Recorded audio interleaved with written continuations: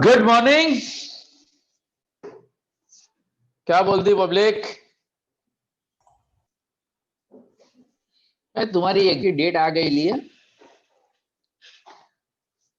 Kites के कुछ और नहीं, बट अगर निजामपुरा मांजलपुर साइड किया हो तो फॉर्मूला लिख लिख के आप भेज सकते हो, ठीक है ना? ओके, तो जैसे कि आज का हमारा टारगेट था, we have to discuss about the cost of capital. हाँ, weighted average cost of capital समझ में आ गया क्या करना है, कैसे करना है, कि प्रोसीजर में कोई प्रॉब्लम? अभिषेक वो करो, वीडियो बंद कर दो, नाम ले दू।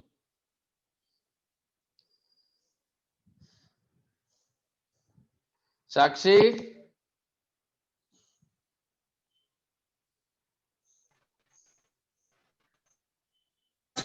क्या चल रहा है अभी कॉलेज में?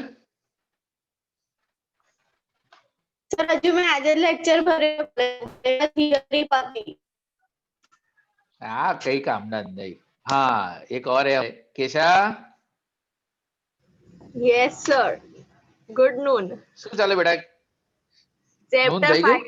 5 યુનિટ 4 માં સેકન્ડ ચેપ્ટર ચાલે છે, એટલું ખબર, બીજું કઈ નહીં ખબર. Capital budgeting. Yes sir. Okay, attend કોઈ નહીં કરતું, મજા કોઈ નહીં બાત આવતી નહીં. કોલેજમાં. કે આજથી લાઈવ કોલેજ ચાલુ થવાનું છે ને થર્ડ યર માટે, હા કે નહીં? પણ ઓનલાઈન પણ સ્ટાર્ટ જ છે. અચ્છા, આ તો એ બાને નીકળવા મળે, બીજું કશું નહીં. ओके, तो नाउ आज हमारा जो टारगेट था, अभी भी जो, हाँ, आपकी जो एग्जाम की डेट है, कौन सी है फाइनल एग्जाम की डेट क्या है एंड सेमेस्टर की? एनीवन? पता नहीं। 6 to 13. हाँ, 6 to 13। हाँ, तो अगर वो डेट को अगर हम कंसीडर करें, हमारे पास बहुत सफिशिएंट है, बट अब से यानी कि ये chapter onwards, next chapter onward, अभी भी हमारा फोर्थ यूनिट के अंदर एक चैप्टर बाकी है एंड उसके बाद थर्ड यूनिट पूरा बाकी है। बट थर्ड यूनिट यानी समझ लो कि 4-5 लेक्चर, 4 या 5 लेक्चर के अंदर पूरा थर्ड यूनिट ओवर हो जाएगा, उतना छोटा यूनिट है वो। बट अब से मेरा टारगेट ऐसा है कि I am going with the class work example, जो यूनिवर्सिटी पेपर सेट, जो आपका अभी हमने होमवर्क सिस्टम बंद किया था, आज से हम होमवर्क वापस चालू कर रहे हैं। एंड यूनिवर्सिटी पेपर सेट के एग्जाम्पल में अभी टेम्पररी कि भाई हाँ डेट एक्सटेंड होगी, क्या होगी, सिलेबस कम होगा, हमें वो नहीं पता, बट मेरा फर्स्ट टारगेट ऐसा है कि I complete the syllabus first and then I would go for a revision also. तो टेम्पररी, क्योंकि जो सिमिलर क्वेश्चन है यूनिवर्सिटी पेपर सेट के, वो मैं आपसे होमवर्क में तो दूंगा ही दूंगा, बट कुछ एग्जाम्पल मुझे रिवीजन के तौर पे बचा के भी रहे कि भाई 1-2 वीक पहले फाइनल एग्जाम से पहले हम वो डिस्कस कर भी पाए। I am talking about third and fourth unit, 1 and 2 के लिए तो हमने सब कुछ यूनिवर्सिटी पेपर सेट भी चार्ट गए। तो अब से यूनिवर्सिटी पेपर यानी कि जो हमारे 3 चैप्टर अभी भी बचे हैं, that is capital budgeting, leverage and capital structure, यहाँ पे मैं पहले क्लास वर्क के एग्जाम्पल कंप्लीट कर दूंगा with the help of couple of homework example, यानी अब आपको होमवर्क मिलेगा एंड एज ए रिवीजन हम जो यूनिवर्सिटी पेपर सेट के जो एग्जाम्पल है, सिमिलर एग्जाम्पल, वो वापस हम ये सारे चैप्टर्स ओपन करेंगे। यानी तो अगर रिवीजन नहीं करना है, जिनको चैप्टर समझ में आ गया, तो उनको अगर ब्रेक लेना हो, स्टडी लीव, तो उनके लिए पास भी वो स्कोप रहे, ठीक है? तो आज हमें रिफर करना था क्वेश्चन नंबर 16, सिलेबस पूरा करो सर, सिलेबस क्या रहे बच्चे, हाँ, तो हम उनको पहले खत्म करके अब छोड़ देते हैं, फिर अपने बैठे बैठे टाइम पास करते रहेंगे, ठीक है? तो पेम्पलेट का page number 10, question number 16,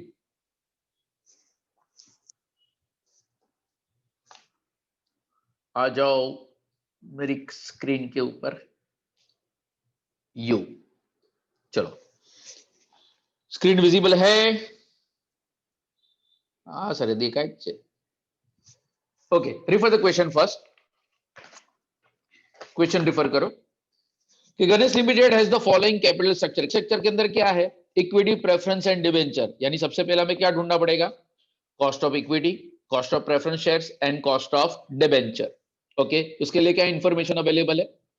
market price of the equity shares is 110 and expected dividend 10 पर शेयर, ग्रोथ रेट दिया है 6%, यानी ये किसके लिए हमें चाहिए? केई के लिए, क्योंकि केई का फॉर्मूला क्या है कि dividend upon market price into plus growth rate, तो वो हमें इंफॉर्मेशन अवेलेबल है. No more information are available for a preference shares and debenture. इसका मतलब उसकी जो नेट प्रोसीड्स है पार बस वही होगी, यानी कि रिडीमेबल का कोई पीरियड नहीं दिया है, यानी इरिडीमेबल है, एंड कोई प्रीमियम या डिस्काउंट के बारे में इंफॉर्मेशन है, ना ही कोई इंफॉर्मेशन है मार्केट प्राइस के बारे में. तो उसकी नेट प्रोसीड्स क्या रहेगी? Face value, that is ₹100 only. तो let's start with the question number 16. आ जाओ. एग्जाम्पल 16. चलो सबसे पहले हम क्या ढूंढेंगे? First point, cost of equity. Cost of equity. चलो कॉस्ट ऑफ इक्विटी का फॉर्मूला क्या है अभिषेक?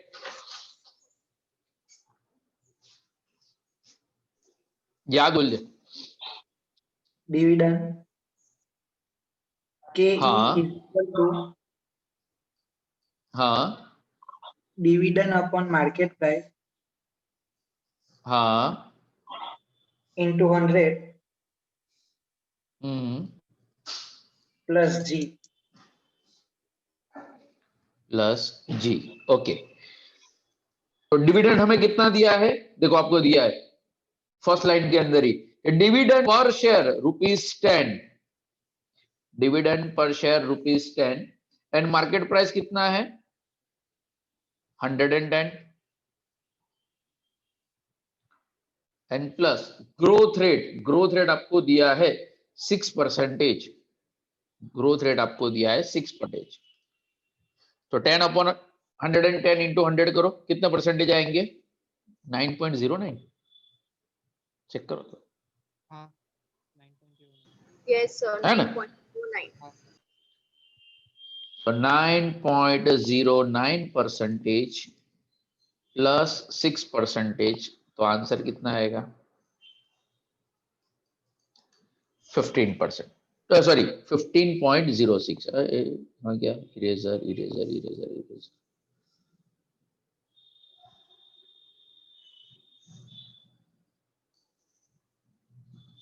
अरे हाँ 15.09%. चलो नेक्स्ट. नेक्स्ट हमें क्या ढूंढना है? Cost of preference shares. Cost of preference shares. चलो कॉस्ट ऑफ प्रेफरेंस शेयर्स का फॉर्मूला कौन बताएगा? जनकार, ओपी रोड.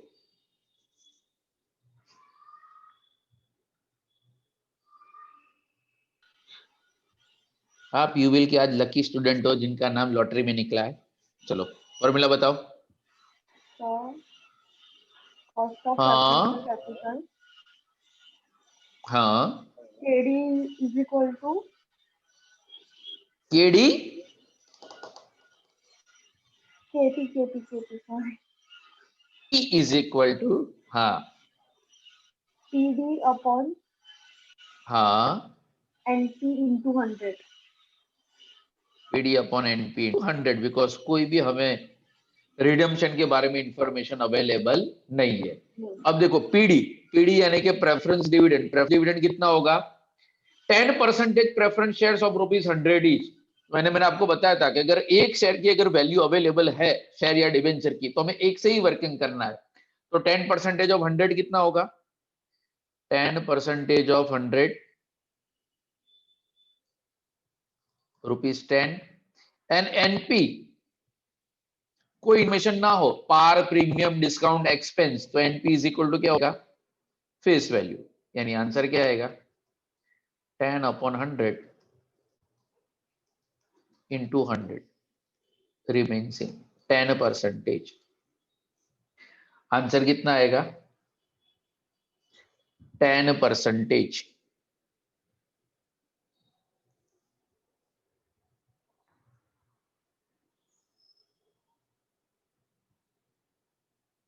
ओके,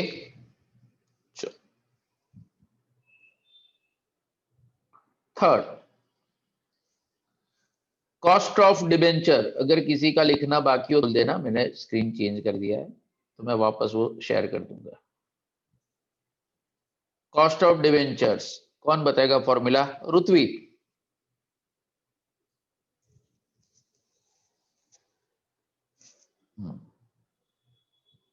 अनम्यूट करो बेटा। हाँ सर। हाँ, formula please. KD is equal to हाँ, I ब्रैकेट में 1 minus T हाँ, upon NP into 100. Upon NP into 100। 100. हाँ, तो वेर आई कितना होगा? 12%. 12% ऑफ 100. साक्षी ना माइक मध्ये आ जाए।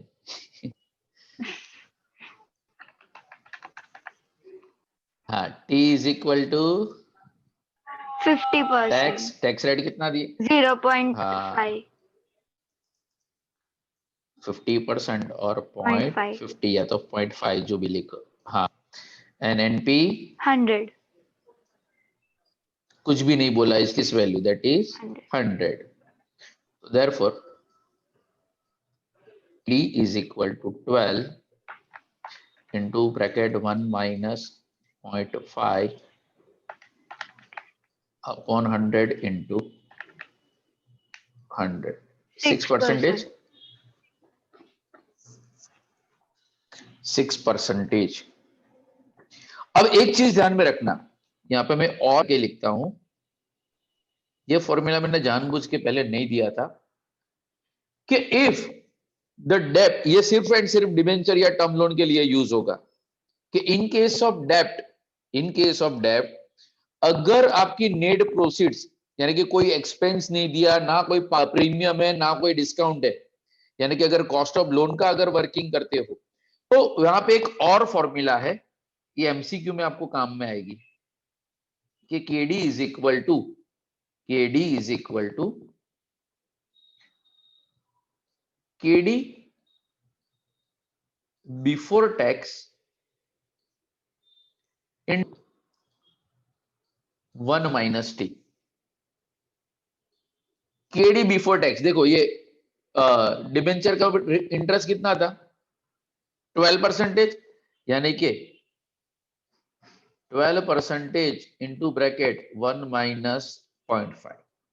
मैंने जो फटाफट ओरली वर्किंग कर दिया था ना, वो ऐसे किया था।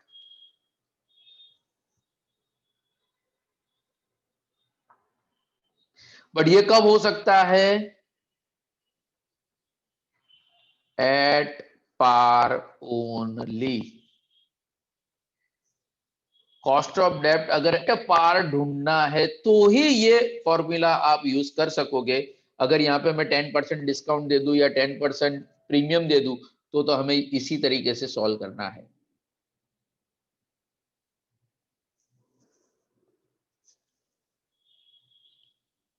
Got the point? ओके, देखो अब हमारे पास केडी का आंसर है, सॉरी केई, केपी एंड केडी तीनों तीन आंसर अवेलेबल है। तो अब हम क्या ढूंढेंगे? Weighted average cost of capital, weighted average cost of capital. ये लिख लिया, टेबल बना दो।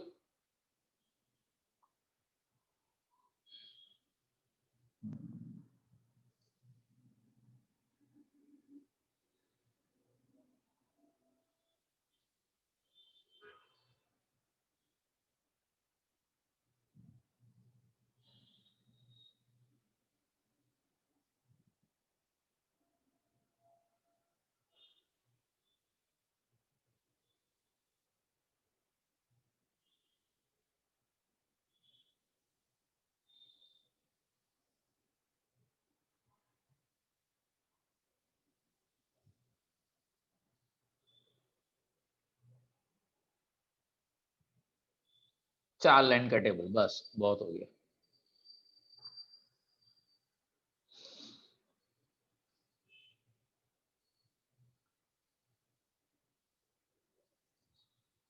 calculation of WACC.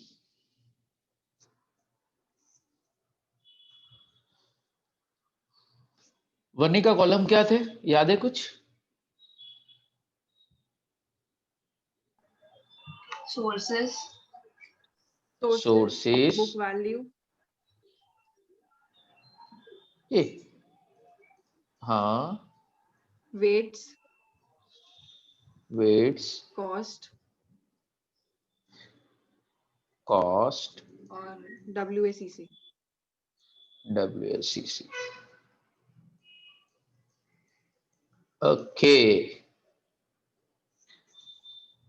WACC के बाद परसेंटेज है, ब्रैकेट में थोड़ा में हाँ, WACC और यहाँ पे मैं लिखता हूँ परसेंटेज.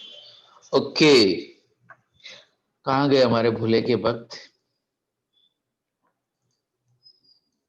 चलो, कहाँ से स्टार्ट करेंगे ध्वनि?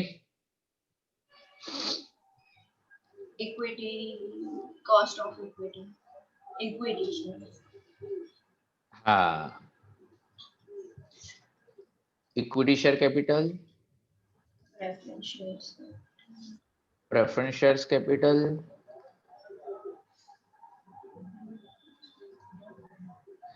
And debentures. 10 lakh. Okay. 10 lakh, 4 lakh, 6 lakhs. 10 lakh, lakh and 6 lakhs. तो टोटल कितना होगा? 20 lakhs. Okay, weights. वेट्स हम कैसे ढूंढते थे? ये 10, 4 एंड 6 को, 10, 4 एंड 6 को हमें डिवाइड किससे करना है? 20 लाख से. यानी आएगा 4.2, 0.3.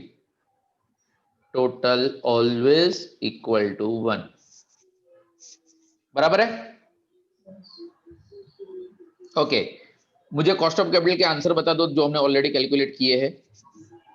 15.09, 15.09, 10% and 6%. 10% and 6%.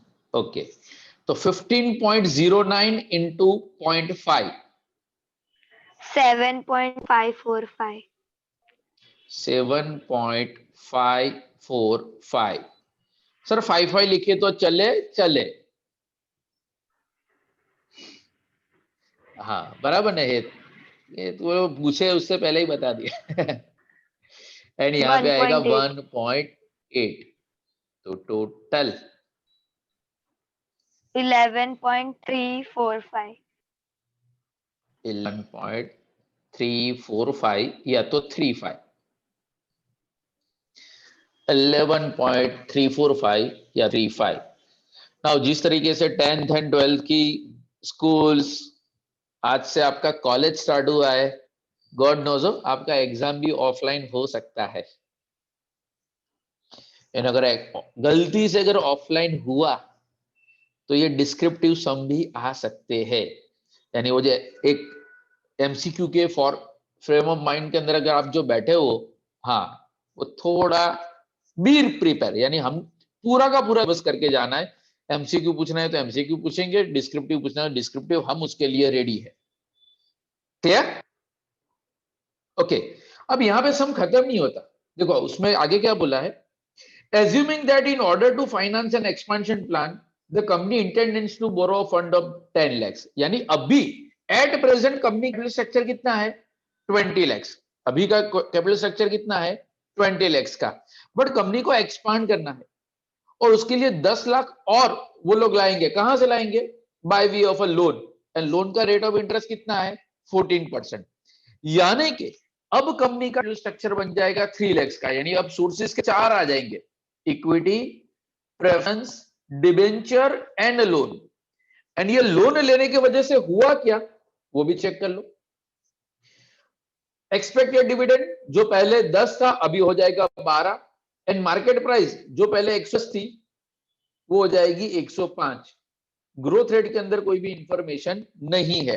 अब ये बताओ कि अगर डिविडेंड, इक्विटी का डिविडेंड चेंज होता है, इक्विटी का मार्केट प्राइस चेंज होता है, तो क्या केई चेंज होगा कि नहीं होगा? यस और नो? yes, yes. तो हाँ, यहां तक होप सबका वर्किंग हो गया होगा। यही सम खत्म नहीं हुआ है कि नहीं? अब सेकंड ऑप्शन के लिए हम जाते हैं, उसका जो ऑप्शन है उसके लिए। तो उसके लिए अब सबसे पहले हमें क्या पड़ेगा? Revise cost of equity.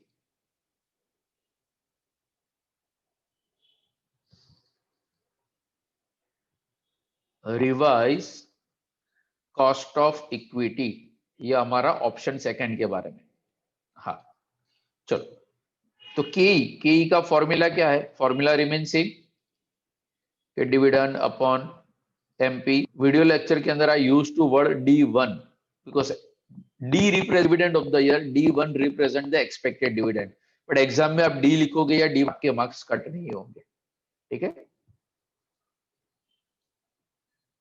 तो प्लस जी, ओके। अब नया डिविडेंड कितना बोला है? 12। मार्केट प्राइस कितनी बोली है? 105 इंटू 100। एंड ग्रोथ रेट के बारे में इंफॉर्मेशन नहीं है, तो पुराना ग्रोथ रेट कितना था?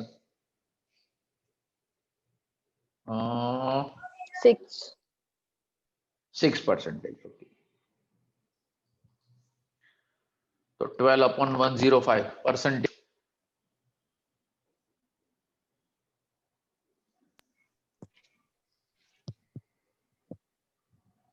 सर टोटल 11 के जे बोल मारे तो लखवा दी मतलब आनु आपेला 17.4 हाँ, तो 11.43 11.43% plus 6%, answer is 17.43 17.43%। भूल चुको ना?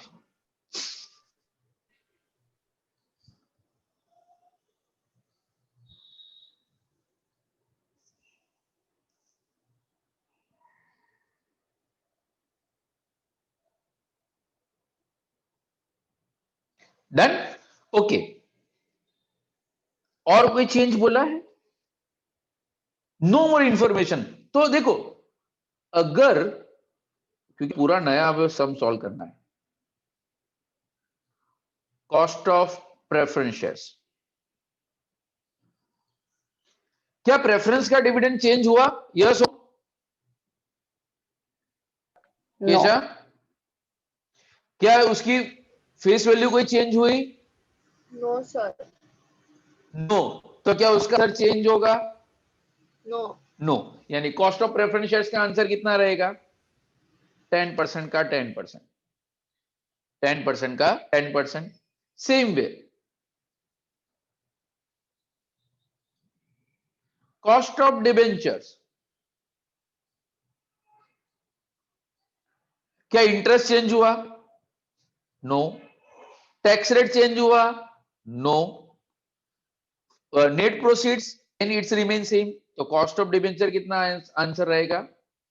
6 का 6%। हाँ, वो रहेगा 6 का 6% ओनली। बट अब एक और सोर्स आ गया है। कौन सा? फोर्थ, यूनिडाइडल कॉस्ट ऑफ लोन, क्योंकि अब तो लोन भी लिया ना। स्नेहा निजामपुरा,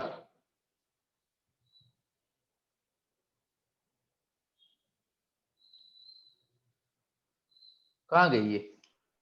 देखा, Yes, sir. अभी पता चला। हाँ, फॉर्मूला बताओ चलो, कॉस्ट ऑफ ला।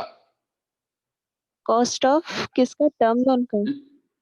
हाँ, sir KD equals to interest at, हाँ, ब्रैकेट में 1 minus tax upon NP into okay. 100। Yes, cost of loan बोलो या डिबेंचर बोलो, it is known as a cost of डेप्ट ओनली। ओके, तो यहां पे इंटरेस्ट कितना आएगा? कितना लोन लिया आपने? 14% के हिसाब से लोन लिया है 10 लाख का, यानी कि 14% ऑफ अगर 10 lakhs करोगे तो कितना इंटरेस्ट आएगा?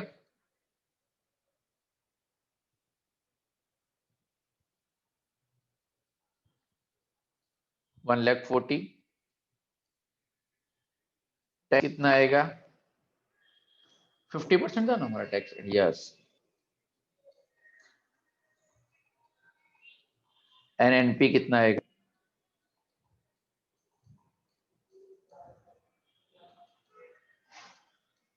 Therefore, KD is equal to 1,40,000 into bracket 1 minus 0.5 whole divided by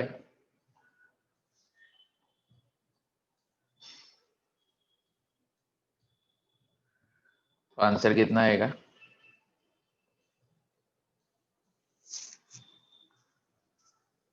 आई गो मारो आई अनम्यूट સર करता आटी बार આમાં लागे। તમે પેલું हाँ ઉપર બતાવેલું ને પેલા શું? ડિબેન્ચર વાળું કે I हाँ બ્રેકેટ 1 માં हाँ C થી પણ કરાય ને? हाँ कराय ने मैं लख्यू आ छे मैं कर्यु एज छे ओरली।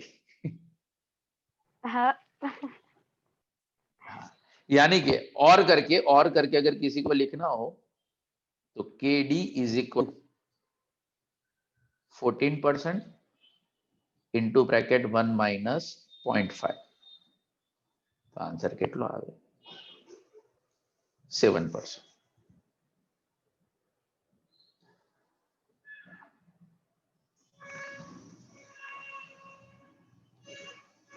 तो अब देखो के ई चेंज हुआ एंड केडी एक लोन एक्स्ट्रा आया है तो डब्ल्यूएसीसी बदल जाएगा।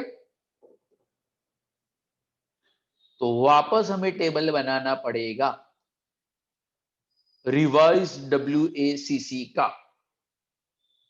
बनाओ टेबल।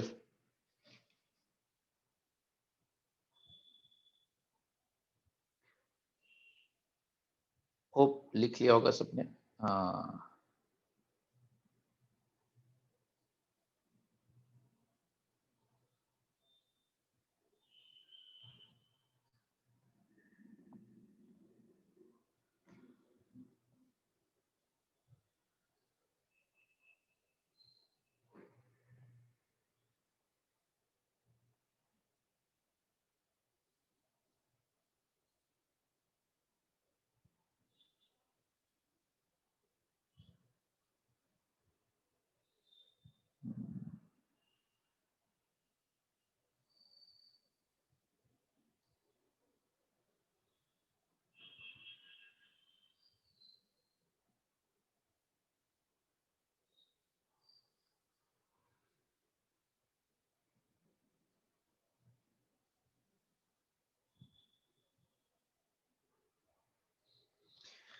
इतना फेयर प्रेजेंटेशन कभी बोर्ड पे भी नहीं बना था। लकी हो तुम लोग।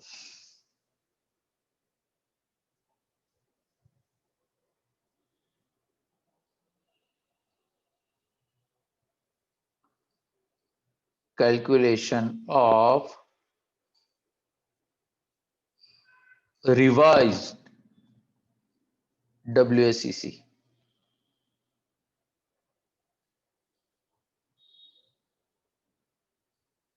sources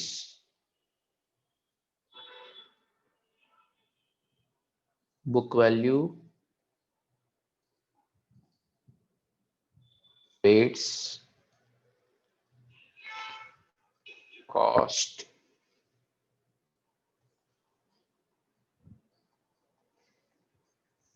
and WACC।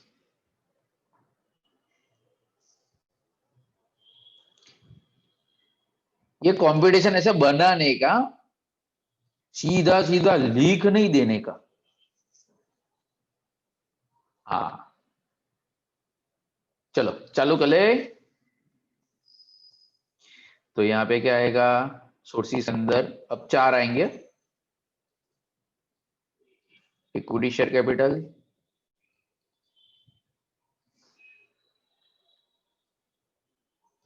Preference shares,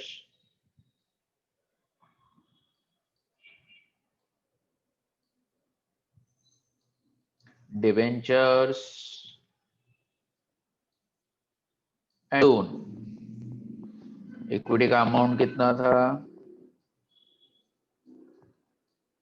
10 lakh, 4 lakh,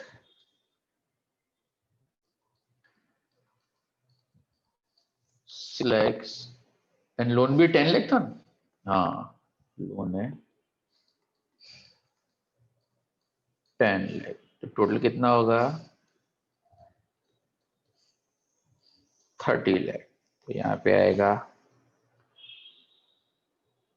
0.33, 32, 15, बता दो ना यहाँ पे कोई 13।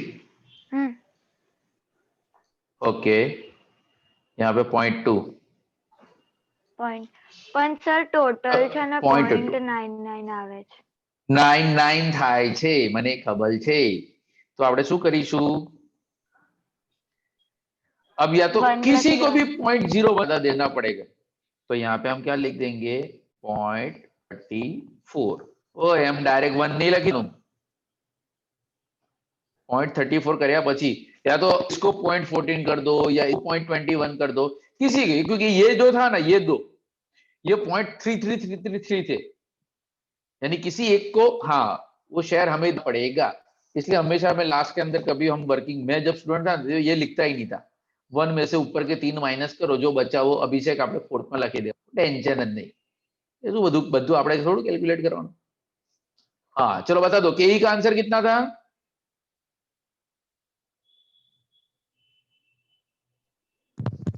ओ रिवाइज की 17.43. बताइए। हाँ 17.43। उसके बाद था 10% प्रेफरेंस शेयर, उसके बाद था 6% एंड उसके बाद था 7%। ओके, तो मल्टीप्लाई करके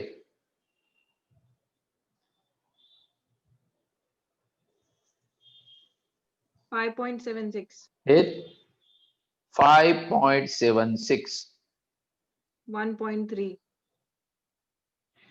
1.2, 1.2 2.38, and 2.38 total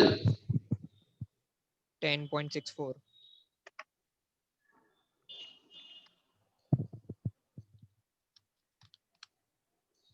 अगर एग्जाम में ये सवाल तो 15 मार्क पूरे। इजी है ना। हाँ एंड सेमेस्टर यानी कि डिस्क्रिप्टिव एग्जाम हुआ ना, डिस्क्रिप्टिव एग्जाम, तो डिस्क्रिप्टिव एग्जाम के अंदर यानी कि 4th यूनिट के अंदर हमारे 2 चैप्टर है, एक है कॉस्ट ऑफ कैपिटल एंड उसके और के अंदर कैपिटल बजटिंग। तो if I am a student, अगर मैं 3rd ईयर बीकॉम की एग्जाम दूं कब, डिस्क्रिप्टिव में, तो I always go with cost of capital compare to capital budget. Cost of capital की कंपैरिजन में कैपिटल बजटिंग ज्यादा इजी है। मैं सिर्फ 2 को कंपेयर कर रहा हूं, इसका मतलब सर वो टफ है ना, बट दोनों की अगर क्योंकि यहां पे गिन के है क्या, 4 फॉर्मूला एंड एक टेबल, ओवर। क्लियर और नॉट। अब आ जाओ देखो, ये को क्लोज करो ना 1 मिनट। यस, अब आज महा मुसीबत, 40 लोग आए हैं, तो कुछ तो होना चाहिए ना 40 लोगों का। तो देखो पेज नंबर 12 पे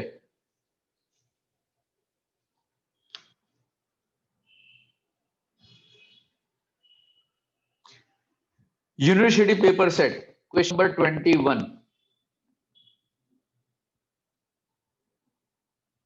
22, इसको मार्क करना, 21, 22।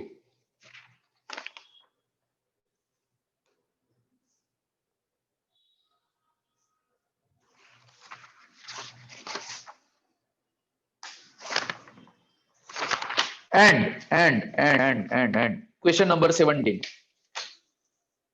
क्वेश्चन नंबर 17,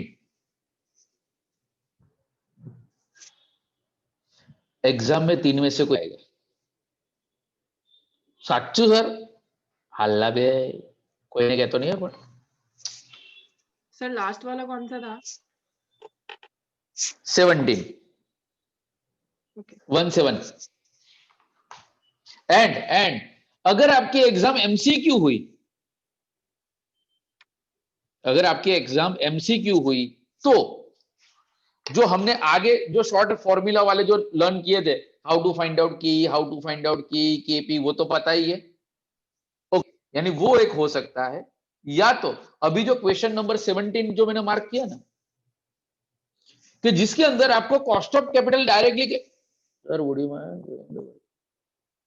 कॉप रेफरेंस है ना ना ना, सब कुछ आपका ही है, मैंने कुछ भी रब नहीं किया।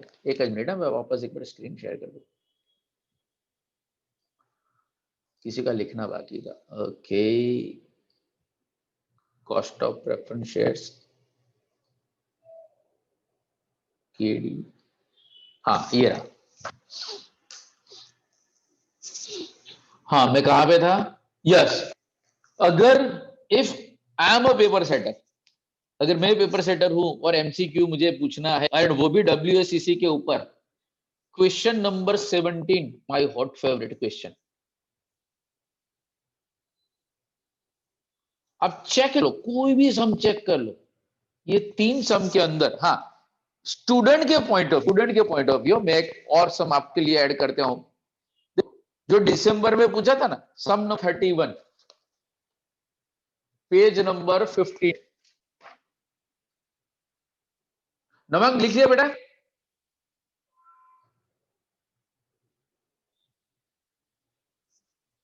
ओके, क्योंकि मुझे यार स्क्रीन पे मजा नहीं आती, तुम लोग जब सामने हो ना तो अच्छा लगता है, हाँ लगता है कि बात कर रहे हैं। ओके, अब देखो, मैंने लास्ट ईयर भी ये 2 क्वेश्चन मार्क करवाए थे, मेरे तो 2 ही फेवरेट क्वेश्चन है। कौन से?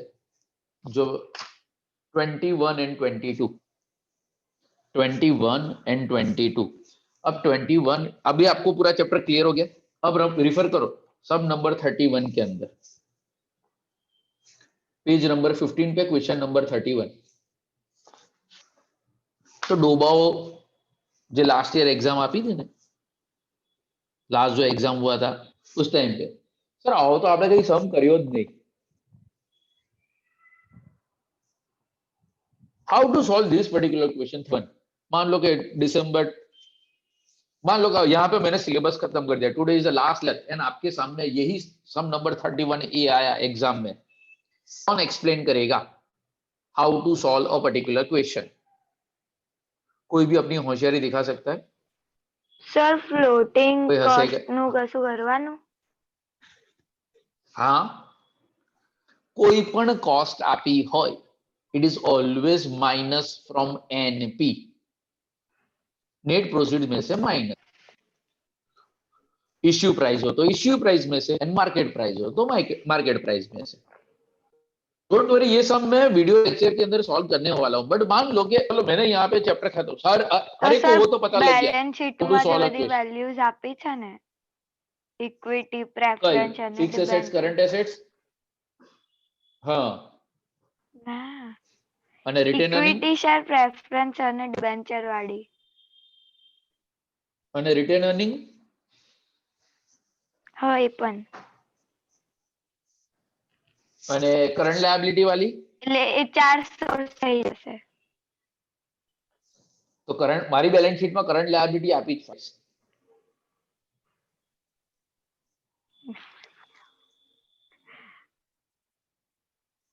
हाँ सर, હવે कौन बताएगा how to find out the cost of current liability? Chapter हमारा खत्म हो चुका है। શું અભિષેક? તમે કહી દો। હવે હું તો કહીશ જ ને.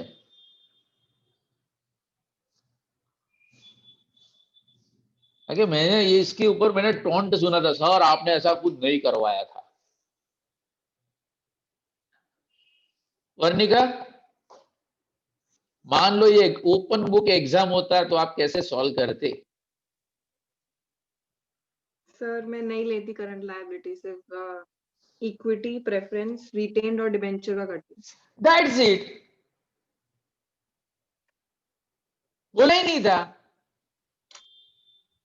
उसका कैलकुलेशन वो कहां पे है? Working capital, current assets minus current liability, वो जाता है वर्किंग कैपिटल के अंदर. एंड वर्किंग कैपिटल चैप्टर हम ऑलरेडी कर चुके हैं. यानी तो सर बोलो फिक्स एसेट ने करंट एसेट નું શું કરવાનું? કશું નહીં, ખાલી જોવાનું. यानी करना तो वही था, KE, KD, KP, KR. Exam over. And flotation cost, वो तो हमने जब मैंने फर्स्ट इंट्रोडक्शन लेक्चर डिस्कस किया था कि whenever there is a flotation cost, वो टीवाई के स्टूडेंट्स को फ्लोटेशन कॉस्ट वर्ड नहीं पता. સાચું કહો સર, અમને નહોતી ખબર. नहीं खबर है, बोलो फ्लोटेशन कॉस्ट है बे एक्सपेंस था, सिंपल एक्सपेंस से माइनस कर देने का. तो फ्लोटेशन कॉस्ट बाजू में वहां पे लिख देना, माइनस फ्रॉम एनपी, नेट उसमें से माइनस करना है.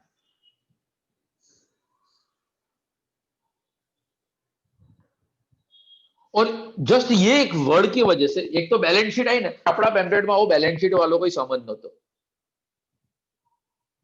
क्योंकि हाँ ऑलमोस्ट देखो क्लास वर्क के एग्जांपल कंप्लीट हो चुके हैं, उसमें कहीं पे भी वो बैलेंस शीट वाला सब बैलेंस शीट है नहीं, कहीं पे भी नहीं है.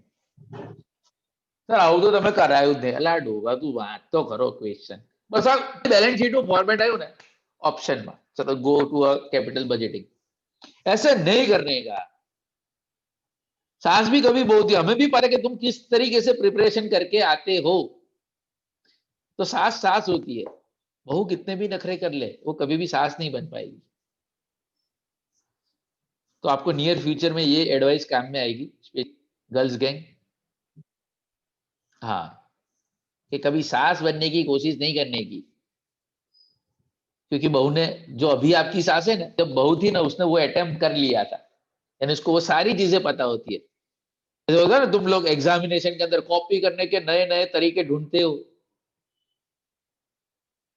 अभी मैं बोलता हूँ, सास भी कभी सर हमें कॉपी करता था. अबे ना दे, पर हमारी गैंग में एवा હતા લોકો કે જે कॉपी करता था, एंड वो हमें सिखाते थे कि कॉपी कैसे करती. तो किसी को अपने को आंसर बता भी दे ना, कोई पूछे ना, तो भी आप 4 बार देखे, सुपरवाइजर अपने को देख नहीं रहा ना. अरे करने वाले लोग तो बेस्ट आना सप्लीमेंट्री इधर और लिखना चालू. और मैं हमेशा जब सुपरवाइजर था तो एक अनाउंसमेंट करता था कि जब अपनी सप्लीमेंट्री अटैच करो ना, अपनी अटैच करना.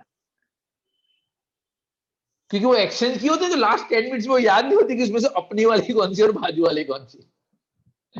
और गलती से जिस दिन पकड़े गए ना यूनिवर्सिटी के अंदर, ये आज एक टिप दे देता हूं, अगर ऑफ एग्जाम हुआ तो की बात है. सबसे बड़ा जो क्राइम होता है ना एग्जाम के अंदर, सबसे बड़ा क्राइम जिस सजा 3 साल, हाँ वो होता है डमी कैंडिडेट. कि आपकी जगह पे किसी और ने एग्जाम दिया एंड अगर पकड़े गए तो फ्रॉड का, पुलिस का 420 का केस तो होगा ही होगा, बट यूनिवर्सिटी के एग्जाम में सब 3 साल के लिए सस्पेंडेड. उसके बाद वाला जो आता है ना नेक्स्ट लेवल पे, जो कॉपी केस जो होता है, वो आता है एक्सचेंज ऑफ आंसर बुक. तो वहां पे भी आपको 1-8 साल की तो सजा हो सकती है. अभिषेक हाँ સાંભળજે, આ બધું ના થાય હું નહીં કરતો. સર કોપી નથી કરતો. હે ને, મને ખબર જ. આ અત્યારે તારી બેકગ્રાઉન્ડમાં જે વોલ છે ને, સામેની વાળી મને વોલ બતાવો તો અત્યારે પેઇન્ટિંગ નું કામ ચાલુ થઈ ગયું હશે. એટલે એક્ઝામ તો પછી એ જ કરવાનું, બધી સમરી પેલા બધું આમ સામે. बट वो देखने का तरीका था कि ऐसे देखो तो अभी आपको पता नहीं चल रहा कि मैं स्क्रीन के ऊपर देख रहा हूँ कि मेरे पीछे जो ग्लास है उसके ऊपर पे देख रहा हूँ. ना ना તમે તો સ્ક્રીન માં જોતા એવું જ લાગે છે. હા એવું લાગે છે, बिकॉज आपकी स्क्रीन जो होती है आपको पता है कि क्वेश्चन कितना आता है. मिड सेम दिया ना आपने, हाँ तो आपको शायद पता हो कि आपके जो लेफ्ट हैंड साइड जो स्क्रीन है, लेफ्ट हैंड साइड का, तो एक आपका जो पाम की साइज है उतना तो आप खुद दिखते हो. तो हमको एग्जाम में खुद हम दिख रहे हैं कि नहीं वो देखने की जरूरत नहीं है. वहां पे पेपर चिपका देने का, क्योंकि क्वेश्चन तो ये जो लेफ्ट हैंड साइड वाली आधी स्क्रीन है उतने में ही आने वाला है। एरोजेंट वाली जो स्क्रीन है वहां पे आप जो करना चाहो कर सकते हो। ये तो ठीक था, करना जरूरी नहीं है, बट वाले के लिए हाँ एक बहुत सारे नव आइडिया મળ્યો। और अभी के जितने जो लैपटॉप भी आते हैं ना, स्क्रीन के बाजू में भी करीबन 1 इंच की फ्रेम होती है पूरी स्क्रीन के अलावा। सर हमारी तो 1.5 इंच नीचे, हमारे तो जूनू लैब है। और 1 इंच की तो स्क्रीन होती है, वो कितने पता है, वो तो स्टिकी नोट चिपकाने के लिए, इतना नोट तो उसके बाहर के लिए रह सकती है। सर आવું બધું ના શીખવાડો, ખરેખર વાંચવાનું બંધ કરી દઈશ। लोग करते हैं, ओ ये मैं रिकॉर्डिंग में से डिलीट करना पड़ेगा। सर આવું બધું भी શીખવાડે જીયુએલ में। क्लियर? तो अब देखो स्टार्ट विद द, अभी जो मैंने क्वेश्चन मार्क किए ना 21 एंड 22, चेक करो क्वेश्चन के अंदर कुछ भी नया, यस और नो। अगर 21 एंड 22 में अंदर किसी को कोई डाउट है तो मुझे पूछो अभी के अभी।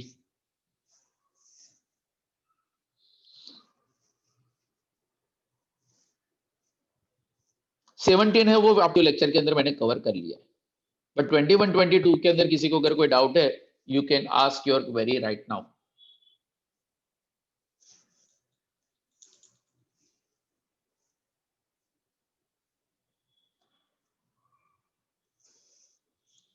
तो सीरियसली वहां चल जाओ, ऑलरेडी एग्जाम आई।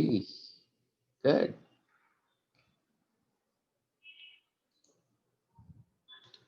છે કઈ નવું મળ્યું કઈ? मैं तो ऊपर से ऐसा हम देखो ना क्वेश्चन, सर ये तो उसके जैसा ही है। हाँ सर ये भी उसके जैसा ही है। Further book value, market value, और एग्जाम पे भी 17, 21 एंड 22 तीन का रिवीजन करके चले जाना ना।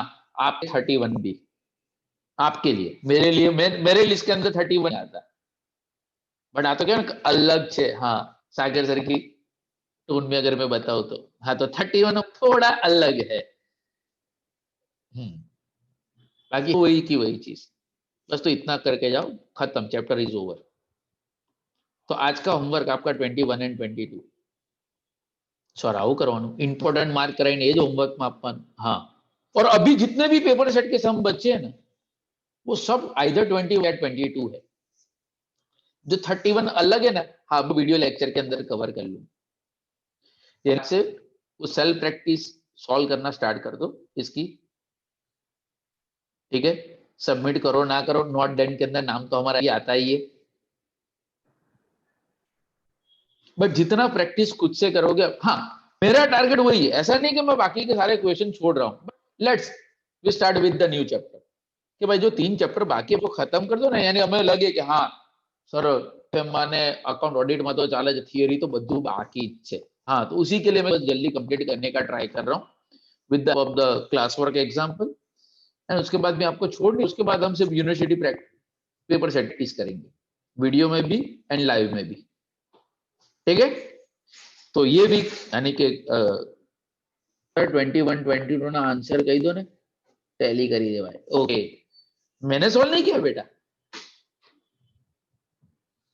मैं कभी आज तक मैंने कभी होमवर्क किया है सर। આપણું भी એવું જ છે, मुझे सम आते थे इसलिए मैं नहीं करता था। हाँ सर तुम्हारा स्टूडेंट हमारा जेवा ज रही सी। ना ना ना ऐसा नहीं, सॉल्व करो, आंसर लाओ, अगर कहीं पे अटको तो पूछ लेना, या ग्रुप में एक सर आ જોઈ લો ને મારું સર સોલ્વ राइट છે કે રોંગ, हाँ मैं चेक कर लूंगा कंफर्म, बट मैं सामने से सॉल्यूशन नहीं दूंगा। इवन एमसीक्यू में भी कभी भी डाउट हो, इवन अभी भी आने वाले कोई भी यूनिट कभी भी क्वेश्चन, मुझे सिर्फ क्वेश्चन मत भेजना, मुझे बहुत आता है सर आ कई तो करवानो, पहले मुझे उसका गलत तो गलत सॉल्व भी भेजो, कशु खबर ज ना पड़े शू मोकलीए, पेलू 31 जो हमणां थई जाए तो एग्जाम में क्या करोगे, ठीक है ना। तो बस अभिषेक का पतंग लूटने का टाइम हो गया है, तो आज के लिए बस इतना ही। Wish you happy and safe Uttarayan. पतंग के पीछे मत भागो, अपने कैरियर के पीछे दौड़ो, कुछ काम आएगा। पतंग एक जाएगी तो पीछे दूसरी आती ही होगी। सर एग्जाम में भी એવું જ હોય ને, એક તો બીજી આવે જ છે, पर जितने एडवांटेजेस हमें अगर मिल रहे वो सारे एडवांटेजेस लेना भी कई बार जरूरी नहीं होता। तो 3 વર્ષ થઈ ગયા એટીકેટી જેવું તો અમારી માર્કશીટમાં કશું આવ્યું જ નહીં। यूनिवर्सिटी जो हमें फैसिलिटी प्रोवाइड करती है एटीकेटी वाला, जरूरी थोड़ी कि जो फैसिलिटी प्रोवाइड करे वो हम भी एंजॉय। ठीक, तो होमवर्क 21 एंड 22 शीट में नहीं है तो भी तुम्हारे लिए है, और अब तो मैंने कर दिया कि ये मोस्ट इंपोर्टेंट सम तो करना ही पड़ेगा। जो करेगा उसके मिनिमम 70 आएंगे। मिनिमम बोला, सिर्फ 70 नहीं आएंगे, मिनिमम 70। तो कैसा करवानो आपने? चलो, अगर कोई पर्सनल डाउट क्लियर कर लो।